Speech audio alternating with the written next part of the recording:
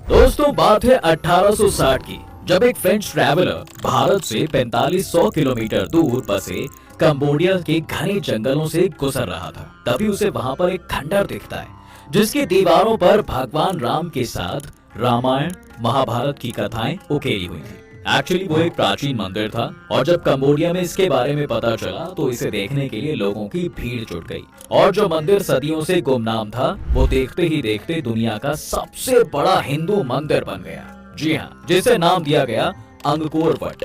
हैरानी की बात तो यहाँ पर यह है कि कंबोडिया ने इस हिंदू मंदिर को अपने नेशनल फ्लैग में भी दर्शाया है, जबकि कंबोडिया से भारत का दूर दूर तक कोई रिश्ता नहीं है। यहाँ 93% लोग बौद्ध धर्म और 7% लोगों में ईसाई, मुस्लिम, ज्यूज और दूसरे धर्म को मानने वाले रहते हैं। आधिकारिक आंकड़ों के मुताबिक इस देश की कुल आबादी में हिंदू है ही नहीं, तब भी यहाँ पर घर घर में भगवान राम बसते हैं। और सिर्फ यही क्यों, कंबोडिया के पड़ोसी देश यानी इंडोनेशिया में भी कुछ ऐसा ही हाल है, जहाँ 87% आबादी मुस्लिम की है। इसे अगर दुनिया का तीसरा सबसे बड़ा मुस्लिम आबादी वाला देश कहा जाए तो गलत नहीं होगा। बावजूद इसके यहाँ पर राम नाम गूंजता है, तो ऐसे में एक सवाल दिमाग में जरूर आता है कि भैया श्रीलंका तक तो ठीक है, लेकिन भगवान राम इंडोनेशिया और कंबोडिया तक कैसे पहुँच गए?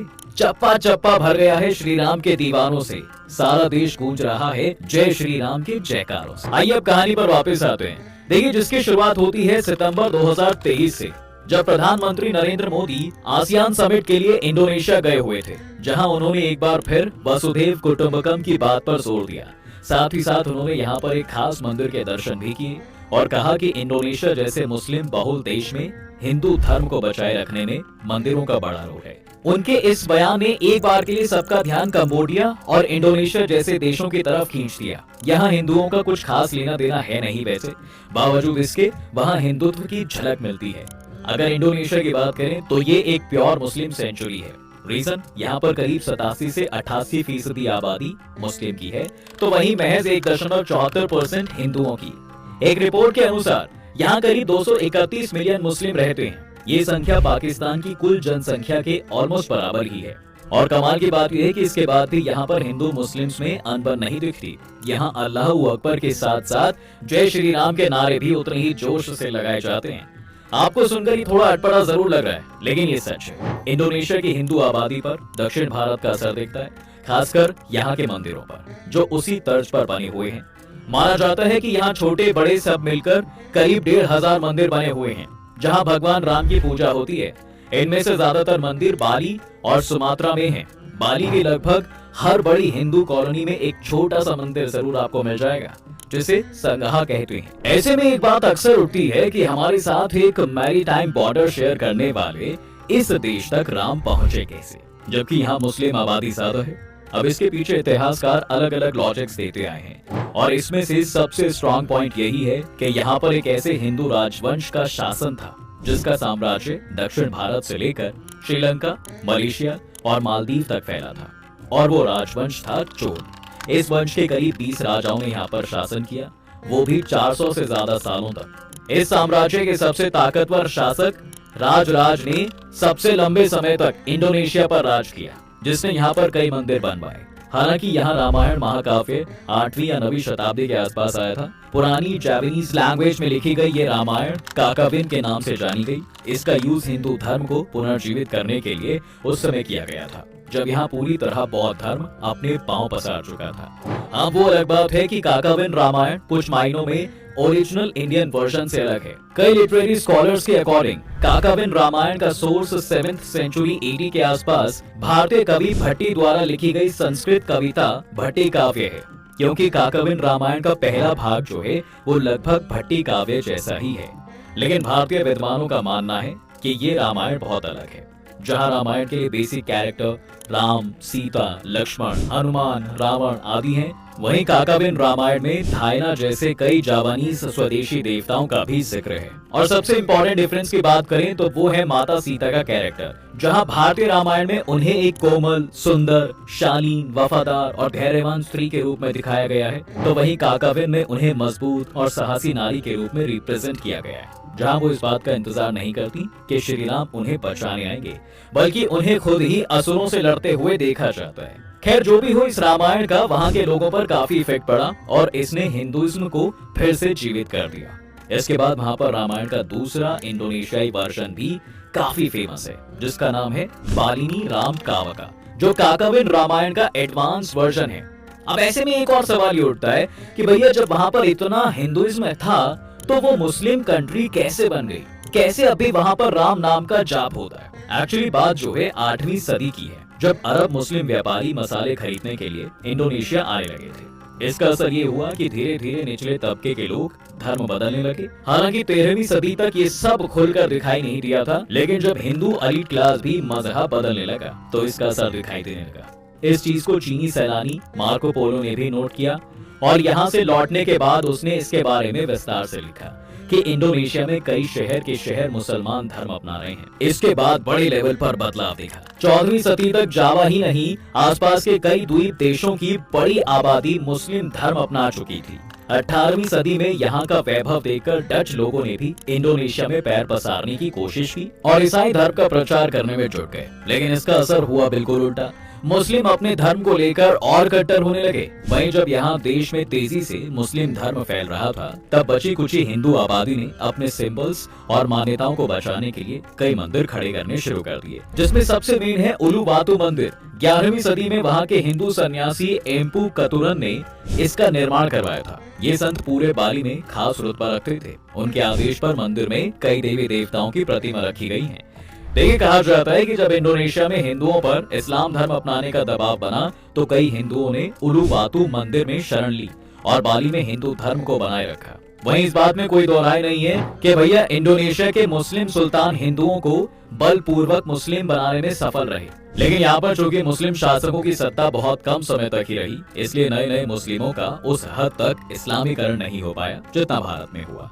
यही कारण है कि पूजा करने के तौर तरीकों और कुछ छोटे मोटे रिवाज बदलने के अलावा वो लोग यहाँ की हिंदू संस्कृति नहीं बदल पाए।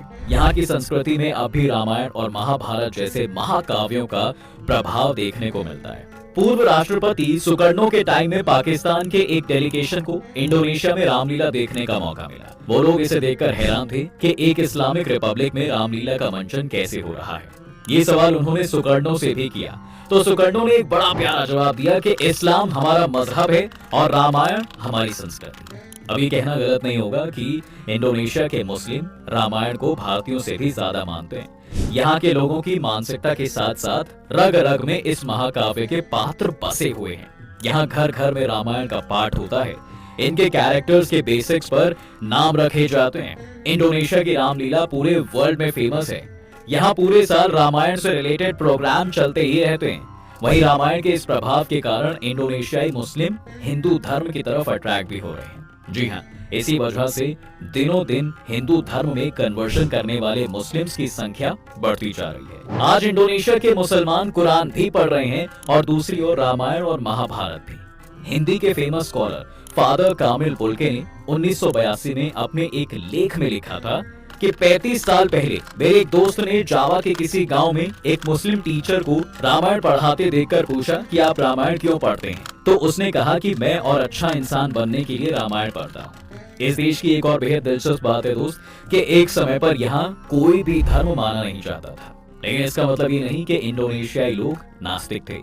वे एनिमिज्म यानी जीववाद को मानते थे। इसमें वे सभी पशु पक्षियों, पेड़ पौधों, यहाँ तक कि बिजली पानी की भी पूजा किया करते थे। जी हाँ, ये बहुत कुछ हिंदू धर्म के रीति रिवाजों से मिलता जुलता ही है।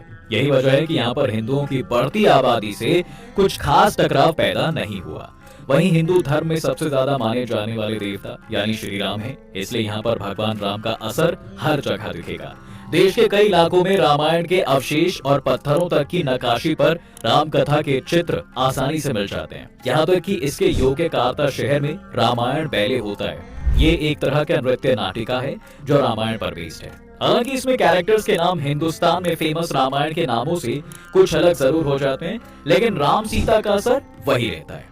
साल 1971 में रामायण बैले की शुरुआत हुई थी, जो अब तक चली आ रही है। यहाँ तक कि Guinness book of world records ने इसे दुनिया में सबसे लंबे समय तक चलने वाली नृत्य नाटिका के तौर पर शामिल कर लिया है। तो जी, ये तो थी इंडोनेशिया की बात कि वहाँ राम कैसे पहुँचे। अब हम एक नजर कंबोडिया पर भी डालते हैं, जहाँ ऑफिशियल तौर पर एक भी हिंदू नहीं रहता, लेकिन उस देश के नेशनल फ्लैग पर एक हिंदू मंदिर की तस्वीर बनी हुई है, वही मंदिर जिसकी बात हमने शुरुआत में की थी। झंडे में कई बार बदलाव भी हुए, लेकिन इस पर बनी मंदिर की तस्वीर ज्यों की त्यों रही। फिलहाल कंबोडिया का जो नेशनल फ्लैग है उसे साल 1989 में डिजाइन किया गया था, जिसे साल 1993 में वहां की सरकार ने मंजूरी दी। हालांकि इस झंडे पर मंदिर का चित्र साल 1875 में ही बना दिया गया था।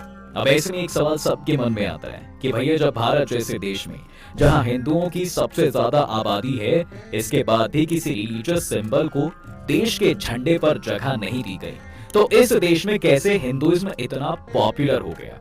एक्चुअली 12वीं शताब्दी में जब भारत के उत्तरी राज्यों पर पाला डायनेस्टी का राज हुआ करता था और दक्षिण में चालुक्य वंश का साम्राज्य फैला हुआ था, तब कंबोडिया पर भी खमेर वंश शासन कर रहा था, जो कि हिंदू थे।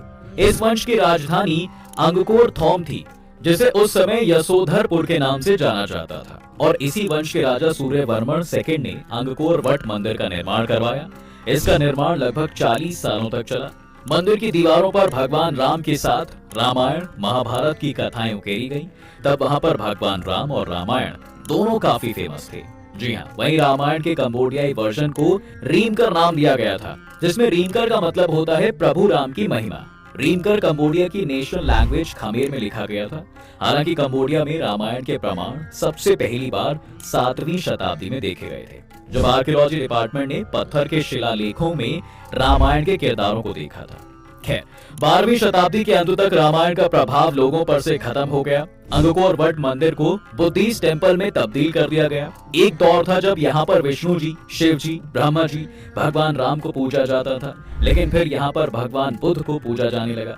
मंदिर में हिंदू देवी देवताओं की कई मूर्तियों को हटाकर भगवान बुद्ध की प्रतिमा को लगाया गया। दरअसल राजा सूर्यवर्मन सेकंड के मरने के 27 साल बाद 12वीं शताब्दी के अंत तक खमेर साम्राज्य पर वियतनाम के राजा जयवर्मन 7th ने अपना कब्जा जमाया। तब ये राज्य काफी बुरी स्थिति से गुजर रहा था। ऐसे में जयवर्मन 7th ने अंगकोर थोम शहर को दोबारा बसाने की कोशिश की, लेकिन वो एक ऐसे राजा थे जो भगवान बुद्ध में काफी श्रद्धा रखते थे।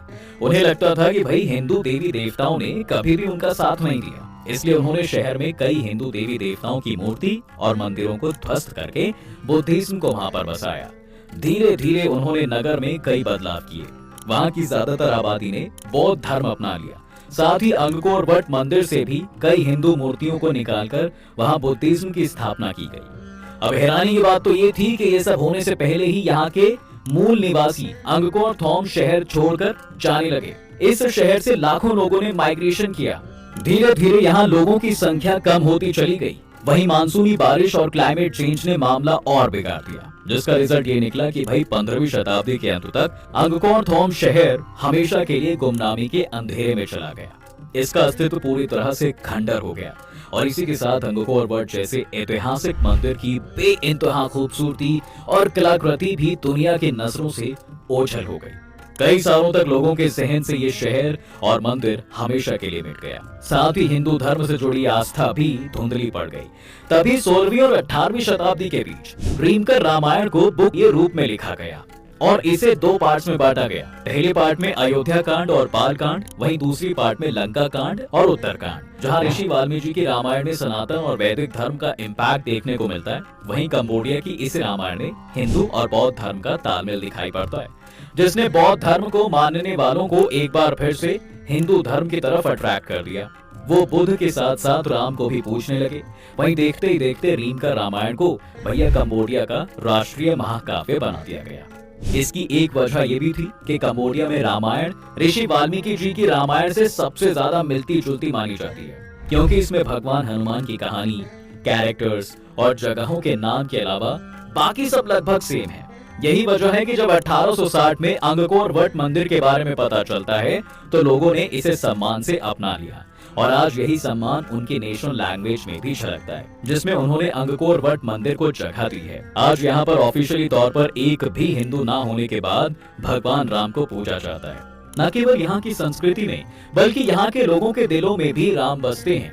कंबोडिया में रामायण को ज्यादातर डांस, म्यूजिक और थिएटर के प्लेस के थ्रू लोगों तक पहुंचाया जाता है। भगवान राम के लिए वहां के लोगों के दिलों में आस्था का अंदाजा आप इसी बात से लगा सकते हैं कि भाई राम मंदिर में श्री राम की प्राण प्रतिष्ठा के लिए कंबोडिया से हल्दी भेजी गई है। जी हाँ, विदेशों में श्री राम के लिए ऐसा प्यार देखकर आपका क्या कहना है, हमें कमेंट करके जरूर बताएं।